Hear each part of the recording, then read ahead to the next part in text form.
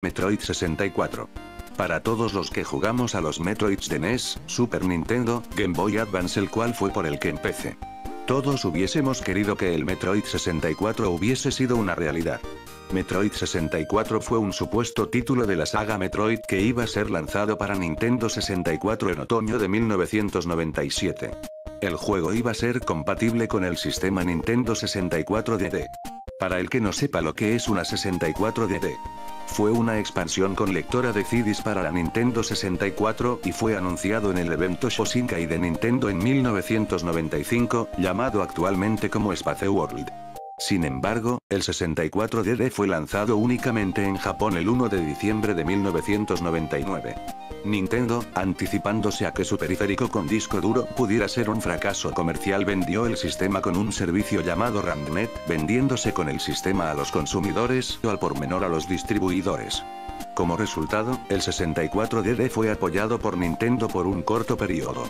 Con el lanzamiento de la Nintendo GameCube, algunos accesorios que fueron lanzados o estaban todavía en desarrollo para el 64DD fueron lanzados en la GameCube.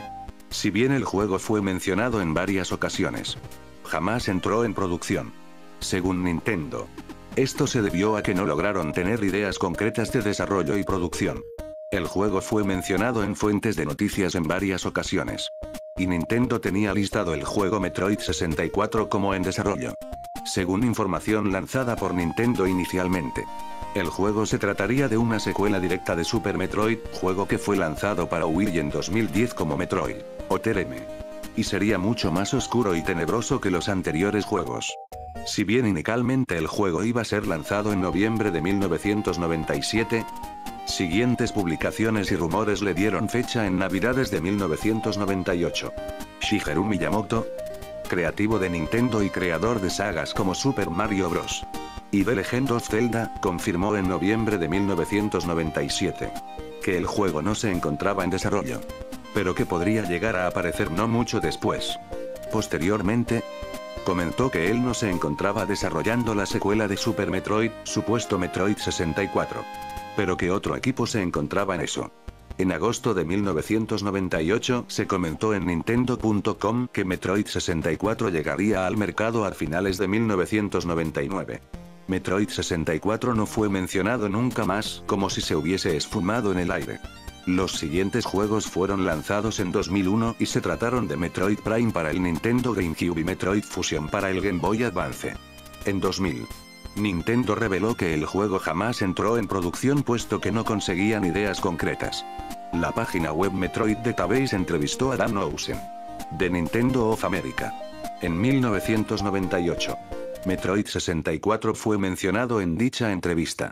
Metroid Database le preguntó: finalmente, Dan, dinos todo lo que tengas que decirnos sobre la posibilidad de Metroid 64.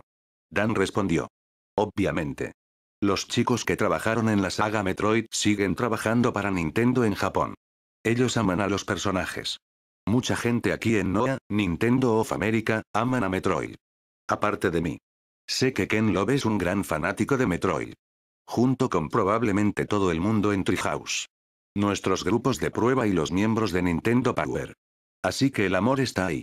Pienso que lo que realmente hará que un juego Metroid despegue del suelo será algún descubrimiento en tecnología o programación del Nintendo 64. Que nos permita un mecanismo de juego innovador que pueda encajar con el universo Metroid. Más allá de las consideraciones económicas que siempre hay. Creo que tiene que tener sentido crear un juego Metroid. No creo que los desarrolladores en Japón quieran crearlo solamente por hacerlo, ¿tiene sentido? Esto fue lo último que se habló de dicho juego en esa época. Dejado de lado por intereses sobre desarrollos de otros juegos. No se habló de este juego hasta 12 años después. La página web Games entrevistó a Yoshio Sakamoto, productor de la saga Metroid, en septiembre de 2010 y discutieron temas como Metroid 64, Metroid Dread y el Nintendo 3DS. WebGames le preguntó a Sakamoto: toda esta aprensión por el 3D. ¿Fue eso lo que causó que nunca hubiese un Metroid 64? Yoshio Sakamoto les respondió: yo realmente estuve pensando sobre la posibilidad de crear un juego Metroid para el N64. Pero sentí que no debía ser yo quien hiciese ese juego. Cuando agarré el control del N64 en mis manos, no pude imaginar cómo podría ser usado para mover a Samus por alrededor. Para mí, era muy temprano para crear personalmente un juego 3D de Metroid en esa época.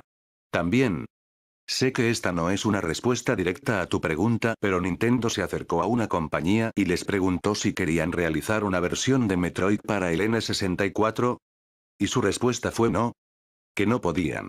Rechazaron la oferta, diciendo que desafortunadamente no tenían la confianza para crear un juego de Metroid en el N64 que se comparara favorablemente con Super Metroid.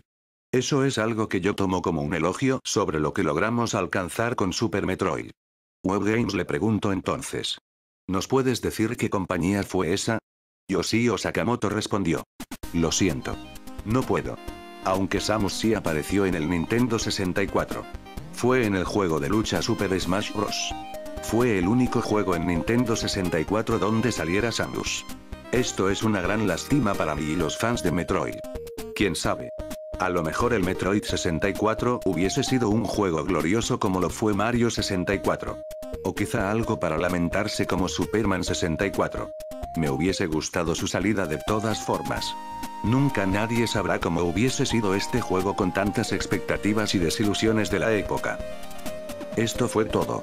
Espero les haya gustado el video y que lo hayan disfrutado. Adiós.